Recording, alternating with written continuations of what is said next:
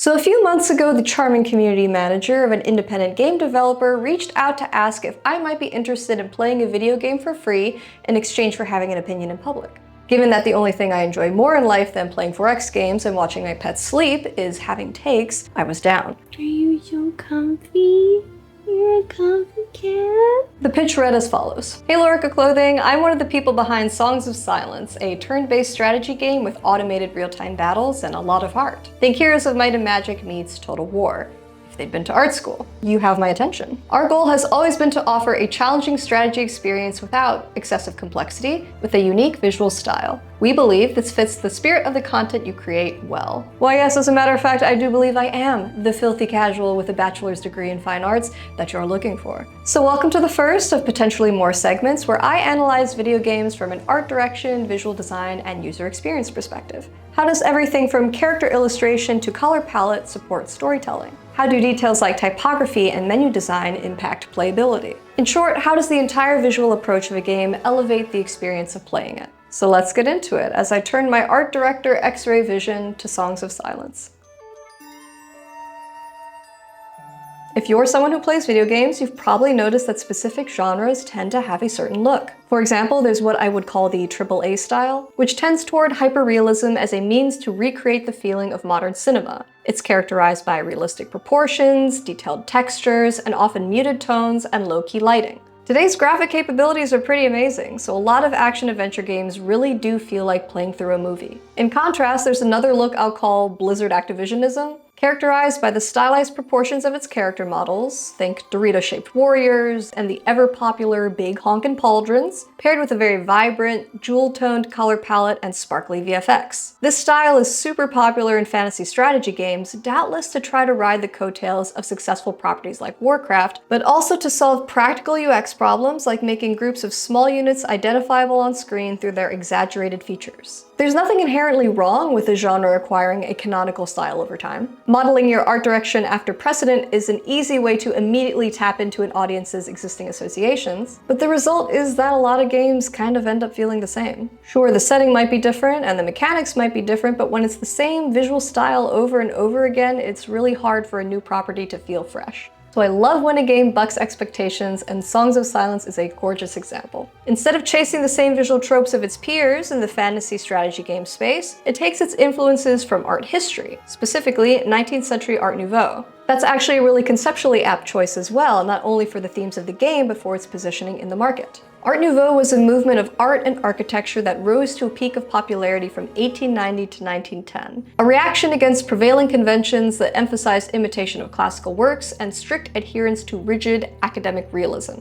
You don't say. It rejected the rise of industrialization and sought to preserve a sense of handmade craftsmanship and uniqueness in the face of increasing mass production. Indeed. Art Nouveau is characterized by organic forms and flowing lines, often incorporating natural motifs like plants and animals. In Songs of Silence, we see this influence particularly strongly in the game's illustrations. They draw pretty explicitly from the work of Alphonse Mucha, with emphasis on bold, expressive line work, flat, graphic color, and geometric framing motifs. But besides visually standing out from the competition, why choose Art Nouveau as a style? Well, let's peel back the layers of meaning in the game's artistic choices to see how they support the goals of the developers and the themes of the story. The team at Chimera Games wanted to create a beautiful and vibrant strategy game of serious tone and set in a world in peril, but with moments of beauty and hope. Not a grimdark, nor a cartoony or comedic game. I think they've really nailed their creative brief here. The world of Songs of Silence feels lush and vibrant without veering into sugary. The organic line work feels equally appropriate in images of both heroism and horror, the beautiful flowing hair of valiant protagonists, and in the reaching tendrils of otherworldly monsters. For me to explain how the art supports the story of the game, you're gonna need a little bit of a crash course in the lore, so gather round, gather round. In the beginning, there was the hymn, the magical life force of the universe. From the hymn sprang forth life into a dark world ruled by primordial entities. Without light, humanity was born blind, but flourished even so by learning to harness the hymn to establish an advanced civilization.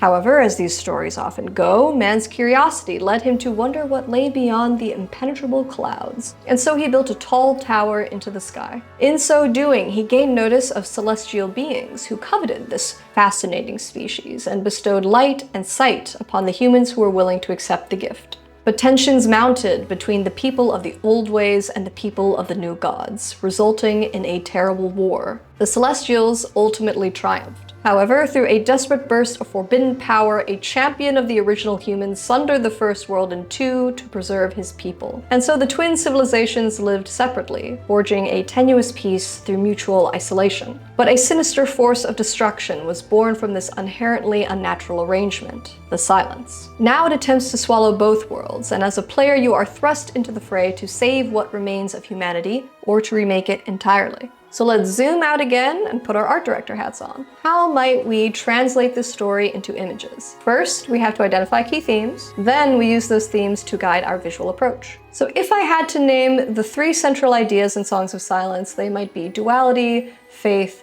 and restoration. Let's discuss. The game's creation myth is fundamentally a story of foils. The firstborn who live in darkness, the starborn who live in light. The magic of this world is also powered by two opposing forces. Hin, the embodiment of life and energy, and silence, the manifestation of death and stillness. This study in opposites is rich ground for visually exploring contrast as a concept, such as with color. Sonnen, the light world, is depicted with bright yellows, whites, and blues, reflecting the starborn faction's affinity with the heavens. By contrast, Erdheim, the dark world, is characterized by deep purples, navy blues, and dull reds, bringing to mind the deep earth. Neutral factions index more heavily on greens and rusty browns to suggest their proximity to nature. And the forces aligned with the Silence, such as the Crusade and the Light Eaters, use very bright reds and magentas to reflect their dangerous, unnatural power. The game's use of color is beautiful, and it largely works as a system of identification. There are some hero and terrain portraits that don't fall neatly into these boxes. For example, the firstborn Constructor feels a little celestial to me maybe, with its blues and golds, and the starborn Hierophant has so much red in it that it almost feels like part of the Light Eaters. As with all UX, color can be a bit of an imperfect identifier, because you're bound to run out of harmonious hues that look good together but are also distinct enough from one another to easily tell apart. To say nothing of the accessibility issues with red and green combinations in particular. However, each faction, for all of their differences, shares a common humanity and life force. So some amount of overlap in their color scheme, particularly with the golden hues of the hymn, is actually quite thematically appropriate. Besides color, another faction identifier is that the firstborn are designed without eyes, because according to the story, they came to exist in a time before light. I have to confess I'm on the fence about this design.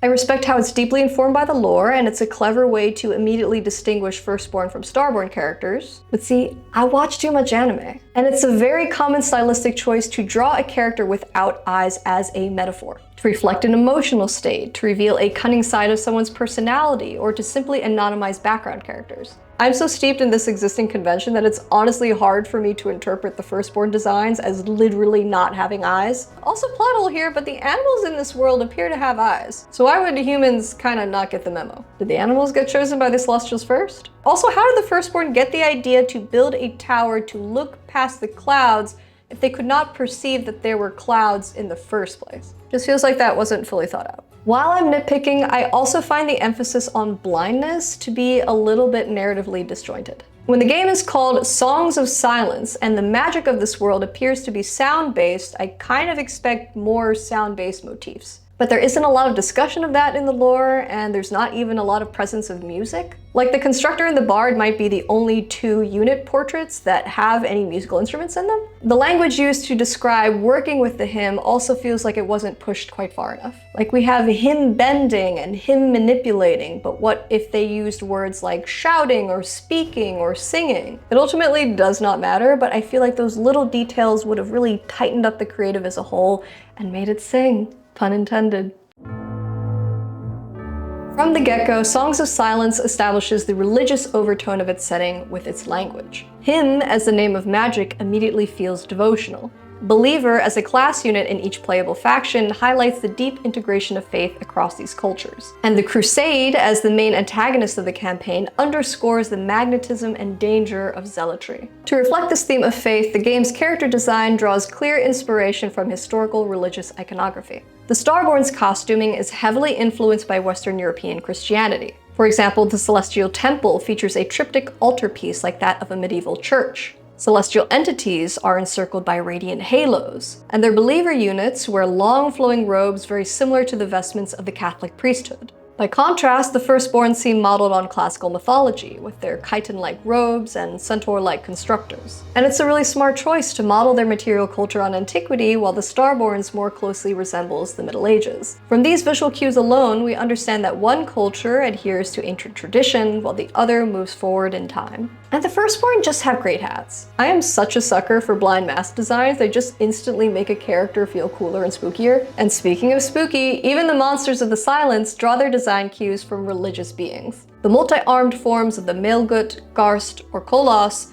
borrow from Hindu deities like Durga or Shiva, which is actually fairly thematically appropriate given that these two gods embody war, destruction, and rebirth, aligned with the goals of the Crusade. The art team has also liberally sprinkled their creature designs with eyes, which I have no doubt was just for added creepiness. But it is interesting how much of this monster design is rooted in Western religion. For example, the biblical description of the cherubim reads, "And their whole body, and their backs, and their hands, and their wings, and the wheels were full of eyes round about." In the Aeneid, Virgil describes Fama, the goddess of fame and rumor, thus: "A swift-footed creature, a winged angel of ruin, a terrible grotesque monster, each feather upon whose body, incredible though it sounds, has a sleepless eye beneath it." I'm not saying the team at Chimera literally opened the Aeneid as they were designing these monsters, but I think it's fascinating that adding limbs and eyes to our monsters to give them supernatural power or perception is an ancient design device.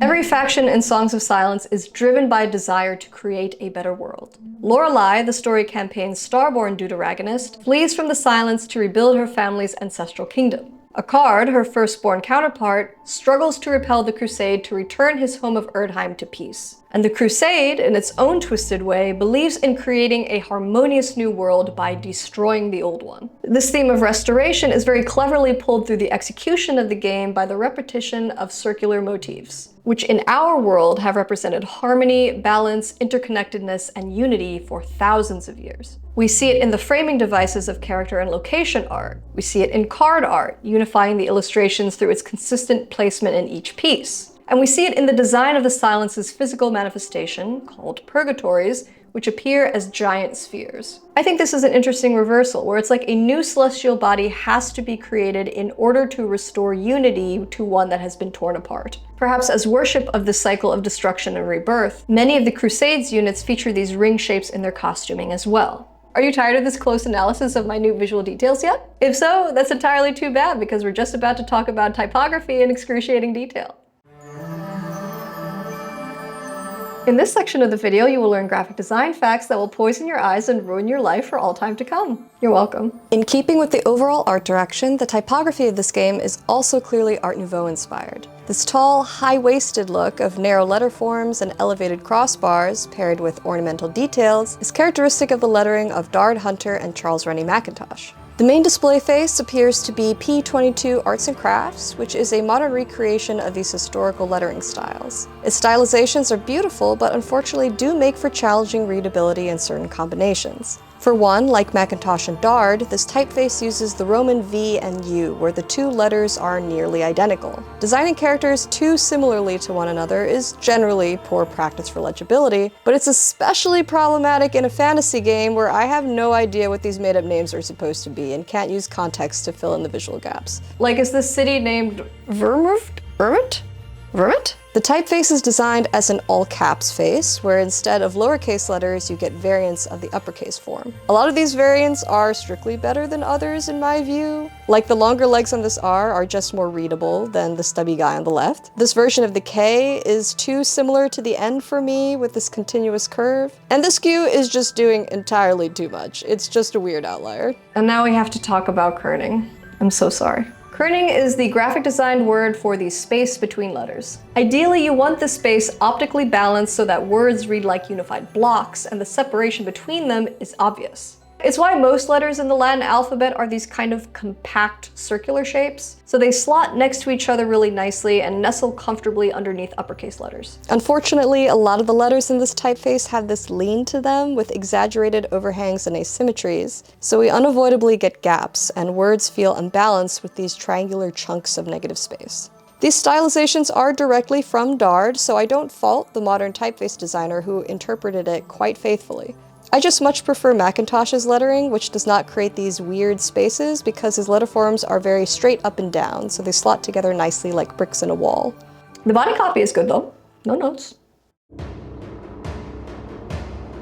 I know I said I was going to keep the focus of this video on art direction, but your girl just can't leave a take untooken. So here's what I will say about gameplay. Songs of Silence is billed as a strategy game without excessive complexity. I think that's mostly true, though the way that I would maybe put it is that this game can certainly be very difficult, but it is not complicated. It's not the kind of 4X game with dozens of menus to navigate and tons of micro tasks to keep track of every turn. What Chimera has done to simplify the gameplay is mostly remove choices. Combat is auto-battled, with player interaction limited to casting battle cards, and city management is mostly stripped down to unit recruitment. Personally, I love the auto-battling. I'm that scrub who auto-resolves a fight in Total War because I'm not about to sit here for 3 hours for one skirmish if I can help it. That's as long as the actual Battle of Agincourt, like, I ain't got time for that. However, there is quite a bit of hidden depth to the combat mechanics. Unit positioning within an army is surprisingly impactful, as well as considering unit type matchups and the bonuses granted by the leading hero. And of course, the battle cards, which are the most direct interaction you have in combat as a player, can make a huge difference. Like whenever I'm fighting an enemy that has an ability that lets them leap across the field, I always hold my own until they use theirs because those dudes are always trying to run up on the squishies in my backline. Take them to Pound Town, boys! The cards are also super gorgeous, by the way. I will say the lack of crunchy city management is a bit of a bummer for me though. I'm a Frostpunk girl. I love Fiddle Faddlin'. That's kind of the appeal of these games for me. I want to check up on my little production queues and annex my little resource tiles. But on the bright side, turns go really fast in this game, and so you never get that late game 4X slog. Counterintuitively, I actually find that a lot of this game's difficulty comes from the very fact that there aren't that many levers to pull. Especially in scenario mode, it sometimes feels more like a puzzle game than a strategy game. As though in some situations there's just an optimal move you should have made each turn to be able to overcome a specific challenge later on. And that's why we save Scum, lads. Overall, I think Songs of Silence is a gorgeous game that is not only pretty for pretty's sake, but whose art direction very intentionally supports the core themes of the narrative. It's beautiful, it's fun, and the demo is free, so maybe give it a whirl. As always, thanks so much for watching. And let me know if you like this kind of format and topic. I am happy to play more video games and to lovingly, if ruthlessly, pick them apart. My usual oeuvre is mini essays on fashion, design, and history, with special interest in armor and material culture of the Middle Ages. So if that sounds like a good time to you, I hope you'll like and subscribe for more. Until next time, stay shiny.